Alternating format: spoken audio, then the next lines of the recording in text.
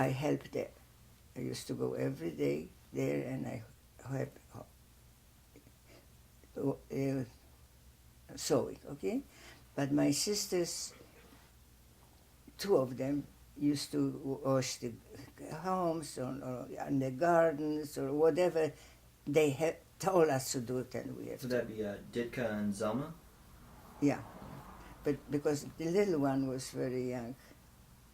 She was when she was 13 years when she went with my parents. I have a quick question. Just going backtracking just a little bit. When everyone was on the road and you ran into your dad, Yeah. Were you trying to escape at that point? And the dad was like, yeah. come back? We tried to, my father said, my father was, in the First World War, he was fighting in the Polish army against the Russian. Okay. So he was there in the Russia for maybe 1 year, and he kept saying, let's go to Russia, away from the Germans. But we never made it, because they were faster than we are. So we turned around with there was too many people, so... Too many people. It was unbelievable. People were running away. Mm. Well, getting back to the day-to-day of the baking at night and everything, he was being able to make some money, you were being a seamstress. What happened after that? When did they start accosting you? Well, then we went to a, what do you call it? Wait. They took us from all our home to one building, which was, what did they call it? It will come to me. Ghetto. So they came, when did they come? They decided that instead of going here and there having the Jews, they wanted to have the Jews in one building. And it happened, there was a big building, a brewery at one time. So they put us there. And that's what we are in the ghetto. And from the ghetto, we were going to work, wherever there was to have to be done. My mother and my sisters went to another little town, and there was a river, and I happened to there also working there at sometimes. They made the river, I don't know how to tell you, something to do with the river. So we were working in the winter or the summer in the water and digging the stones and putting on the lorries and Maybe they're looking for ore.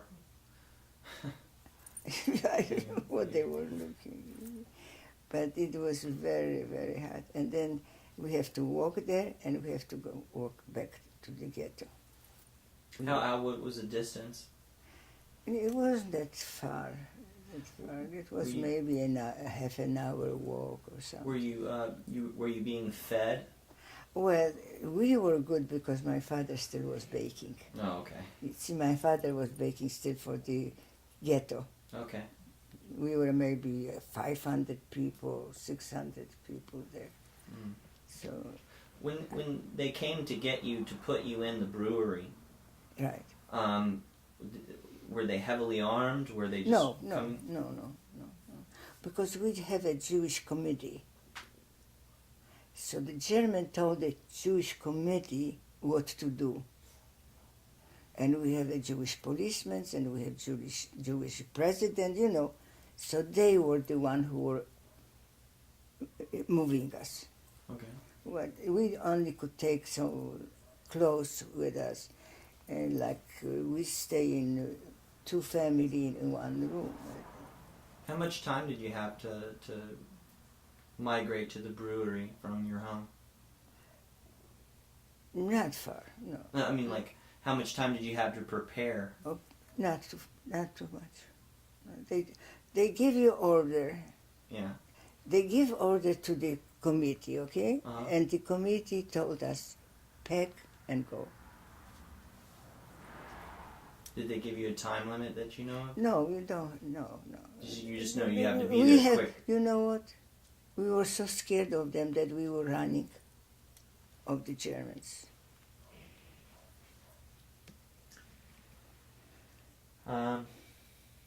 So what happened when you're in the ghetto? Ultimately, they're working you. What started happening to change the situation? Well, I don't know what. One day, we were working, and every day we have to come in a place there to count us or whatever. And one day, that's what they did. Everybody out, and then they came the German, the SS, and said the young people, I was with my two sisters. We were lucky, and all the young people were sent to the Arbeitslager. Actually, we were sent to other city where they were other people, others from the whole Poland almost. And then we stayed there, and then they again make what do you call it, choose us where to go, which camp to go and all. Did you have to say, I'm a dressmaker? And then No. Maybe later on they were looking for when you. Now I tell you what, we were not. No, they didn't ask about dressmaker. We were just sent to a Spinnerei. Spinnerei is where they make from a cotton, raw cotton, to thread. Okay. A big machines. And that's what we work in the Spinnerei. We were 100 people most from our city. Then we became a Judenälteste, one woman who took care of us, and cooks. Happened that my sister was chosen to be in the kitchen. Luckily, one of my sisters. And that's what we were there working at the Spinnerei. You asked me what you want to ask? Yeah. Well, at that point, if you could describe your average day. Well, the average day, it was, you get up early in the morning. Is there a sound associated with that where everybody... No, the Jewish couples, there were always somebody who took care of us, supposedly. And they came and we have to go. And we still have to go every single day and a place there, and then count the people, if we still have so many people. And then everybody went to their own machine. So one of my sisters, she was working at the raw cotton. Raw cotton, when they grow and they cut, and then it's a water, goes to the water, and it's a process, from one things to the other and to the other. So she was working there, was very hard, because she said, has to stay in the water. And my other sisters also on one machine, and I on other machine. How did they establish how much productivity, like how many did you have to do, or? No, that really didn't matter.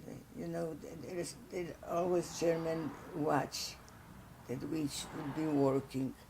And the machine was a very large machine, and it was always working, Uh-huh. So you have to be very, very careful it should not cut, So you have to watch those spools. They should, I don't know how to explain to you. I'll check out a diagram and I'll fill in the blanks. Yeah. On that one. Did you see anything, any kind of abuse at this point, at this stage of the game, where they're trying to make example of people It's to keep always, people in line? it was always abuse, always abuse. If they didn't like it, they... But the first camp where we were, the German woman was not bad. We were only 100 people. And she was pretty good. The woman, the Jewish woman, spoke beautiful German. And they liked it, you see. So she got very good together with the German woman, the Jewish woman. So it wasn't bad there in that first. And when you say the first, you're talking about the holding place after you were first ushered out of the ghetto? When they took us from that place where everybody was there, Mm-hmm. they sent us on the train Mm-hmm. to deep German, not German, it's Sudetengau, by Germany there, you know, and that's what we went. By train, Mm-hmm. a regular train. So, regular A train. regular train. Okay. Yeah, That's a important. regular Yeah. train. So to get the stages correct, you're told by the Jewish committee to go to the brewery. Then Yeah. from the brewery, you go to the ghetto, and to get to the ghetto, you go on a train. Is that correct? Right. And then from, No, from the ghetto we went to other city, okay. where they has again very big building, and they were from different cities.